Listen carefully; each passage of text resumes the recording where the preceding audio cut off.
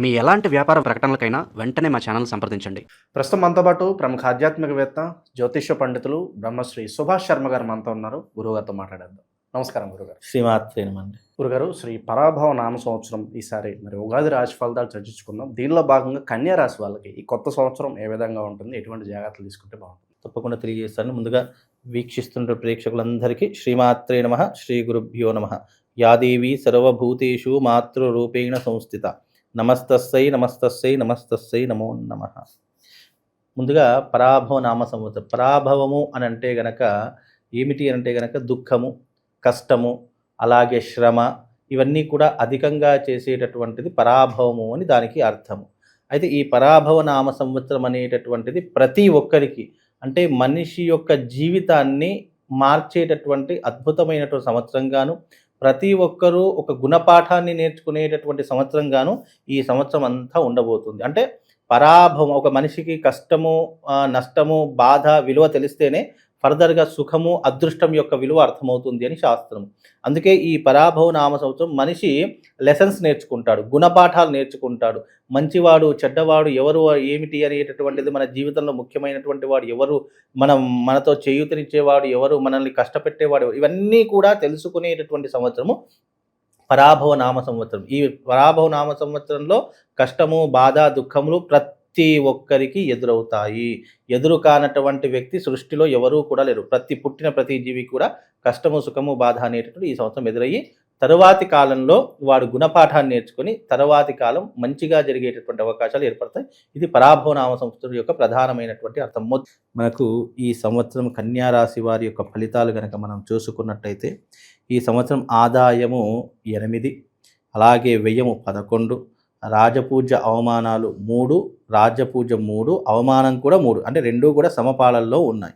అయితే ఇక్కడ వీళ్ళ యొక్క స్వభావం గనక చూసుకున్నట్టయితే, ముఖ్యంగా వీళ్ళకు బంధు ప్రేమ, అభిమానాలు చాలా ఎక్కువగా ఉంటూ ఉంటాయి. అలాగే మనస్సు సుకుమార్యంగా ఉంటూ ఉంటుంది. వీళ్ళు ఏ చిన్న విషయాన్ని కూడా చూసినా వెంటనే బాధపడిపోతూ ఉంటూ ఉంటారు. అలాగే దేహమునందు సౌఖ్యము చాలా సున్నితంగా పెరగడంతో పాటు వీళ్ళు సుఖాలు, భోగాలు ఎక్కువగా అలవాటు అవుతూ ఉంటాయి. అలాగే సున్నితమైనటువంటి పనితనము వీళ్ళు ఎక్కువగా చూపిస్తూ ఉంటారు. అంటే చిన్న చిన్న పనులు కూడా చాలా పెద్ద పనులుగా ఆలోచిస్తూ ఉంటారు. ఆరోగ్యము గురించి దిగులు ఎక్కువగా ఉంటూ ఉంటుంది. అలాగే ముఖ్యంగా వీళ్ళకు సత్యవాక్కులు కలిగినటువంటి, అంటే నిజము చెప్పేటటువంటి వారిలో వీరు ముందడుగులో ఉంటూ ఉంటారు. అలాగే వీళ్ళకు బుద్ధి ఎక్కువగా ఉంటూ ఉంటుంది. అంటే ఆలోచన శక్తి కావచ్చు, నైపుణ్యం కావచ్చు, బుద్ధి కుశలత కావచ్చు, ఇవి ఎక్కువగా ఉండేటటువంటి వారిలో కన్యా రాశి వారు ఒకరు అని చెప్పుకోవచ్చు. అలాగే వీళ్ళకు గృహములు, వస్త్రములు అంటే అలంకరణ వస్త్రం చాలా ఇష్టమవుతూ ఉంటుంది. అంటే కొత్త బట్టలు వేసుకోవాలి, లగ్జరీగా ఉండాలి, మంచి ఇల్లు కొనుక్కోవాలి, లేదా మంచి ఇంట్లో ఉండాలి, నేను ఉన్నటువంటి వాతావరణం చాలా నీట్గా ఉండాలి. అంటే మంచితనము వల్ల వీళ్ళకు వచ్చినటువంటివి ఏంటంటే, ఎక్కువగా వీళ్ళు లగ్జరీ లైఫ్ని ఎక్కువగా కోరుకునేటటువంటి వారిలో కన్యా రాశి వారు ఒకరు అని చెప్పుకోవచ్చు. అలాగే వీళ్ళకు విలాసవంతమైనటువంటి జీవితం ఏర్పరచుకోవాలి అనేటటువంటి ఆశలు, కోరికలు ఎక్కువగా ఉంటూ ఉంటాయి. మంచితనానికి తెలివితేటలు కలిగి ఉంటారు. పొదుపు ఎక్కువగా చేస్తూ ఉంటారు. ఎంత ఖర్చు పెట్టమని ఎంతో కొంత దాచుకోవాలంటే బేరం ఆడుతూ ఉంటారు చూసారా, అలాంటి కోణంలో ఎక్కువగా ఉంటూ ఉంటారు. ఎంతో కష్టపడితే కానీ డబ్బు రాదు, చాలా కష్టపడితే కానీ వీళ్ళకి డబ్బు రాదు. కాబట్టి వచ్చిన డబ్బుతో లగ్జరీగా ఉండాలని ఆలోచిస్తూ ఉంటారు. ఎవరి మీద ఆధారపడకుండా స్వతంత్రంగా జీవించేటటువంటి వారిలో కన్యా రాశి వారు ఒకరు అని చెప్పుకోవచ్చు. కాబట్టి కన్యా రాశి వారు ఈ రకంగా వాళ్ళ యొక్క స్వభావం అనేటటువంటిది ఉంటుంది. ఇక సంవత్సర రాశి ఫలితాలకు వచ్చేస్తే గనక, ముఖ్యంగా గురువు 9వ స్థానంలో ప్రస్తుతానికి సంచరిస్తున్నాడు. తదుపరి స్థానం 10వ స్థానంలోకి చేరుకుంటాడు. అంటే ప్రస్తుతానికి ఇప్పుడు మిథునంలో ఉన్నాడు, తర్వాత కర్కాటకంలోకి చేరుకుంటాడు.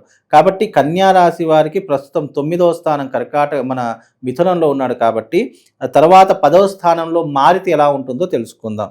ఈ యొక్క స్థానచలనం వల్ల, అంటే 10వ ఇంట్లో గురువు స్థానచలనం వల్ల వివాహాది శుభకార్యాలు ఎక్కువగా చేస్తూ ఉంటారు. రావాల్సిన ధనం చేతికి వస్తుంది. నూతన వ్యాపారాలు ప్రారంభిస్తూ ఉంటారు. వ్యాపారం నందు మంచి లాభాలు కలుగుతాయి. విద్యార్థులు ప్రథమ శ్రేణిలో, అంటే మంచి చదువుల స్థాయిలో చేరుకుంటూ ఉంటారు. ఉద్యోగంలో మార్పులు ఉంటూ ఉంటాయి.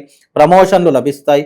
బంధుమిత్రుల కలయిక, ఉన్నత చదువులకు విదేశీ ప్రయాణాలకు చేయుట, సంతాన ప్రాప్తి కలుగుట, ఇలాంటి ఆనందమైనటువంటి జీవితాన్ని గడిపేటటువంటి అవకాశం ఏర్పడుతూ ఉంటుంది.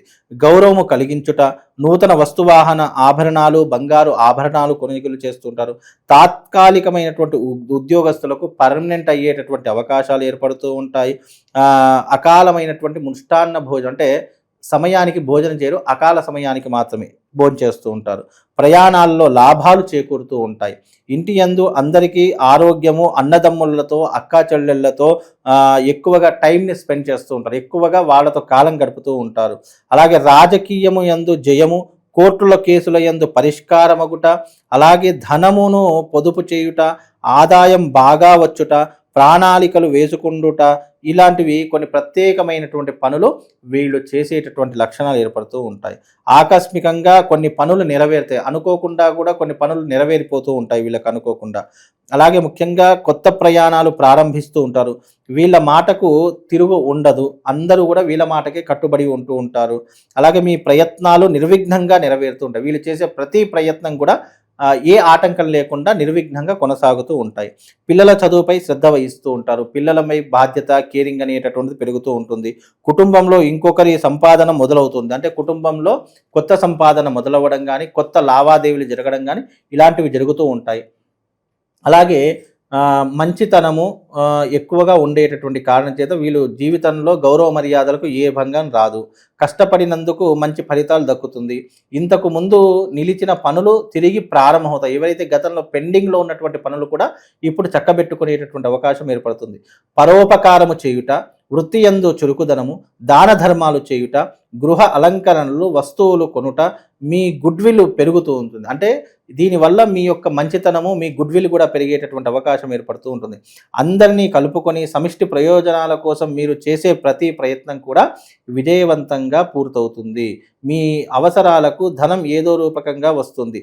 ఉన్నతంలో విలాసవంతమైనటువంటి జీవితాన్ని ఈ సంవత్సరము గడుపుతారు. అది ఎప్పుడు అంటే గురువు 9వ స్థానంలో సంచరించినటువంటి అదృష్ట కారణ 10వ స్థానంలో రావడం వల్ల మళ్ళీ మార్పు జరుగుతుంది. 10వ స్థానంలో రావడం వల్ల మళ్ళీ ఆర్థికపరమైన ఇబ్బందులు అయితే మొదలవుతాయి. నేను గురువు 10వ స్థానంలోకి వస్తే ఎలాంటి ఇబ్బందులు మొదలవుతాయి అంటే ఉద్యోగంలో మార్పులు మొదలవుతాయి. ఆర్థిక పరంగా కాస్త దెబ్బతినేటటువంటి అవకాశం ఏర్పడుతూ ఉంటుంది.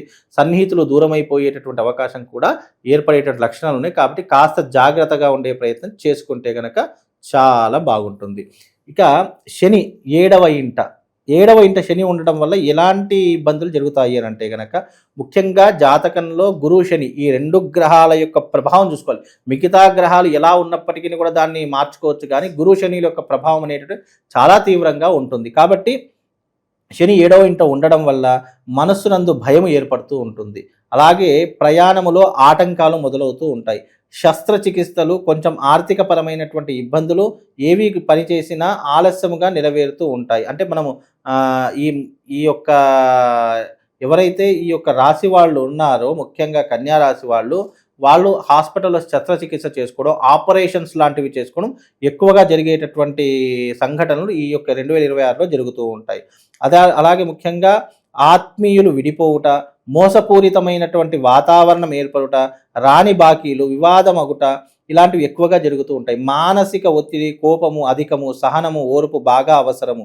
అనవసరమైనటువంటి పనులు చేసే చింతించుట, మధ్యవర్తిత్వం అస్సలు పనికిరాదు. అంటే మీడియేటర్ చేయడము, మధ్యలో ప్రతి ఒక్క దాన్ని దూరిపోవడం అస్సలు పనికిరాదు. కాస్త జాగ్రత్తగా ఉండండి.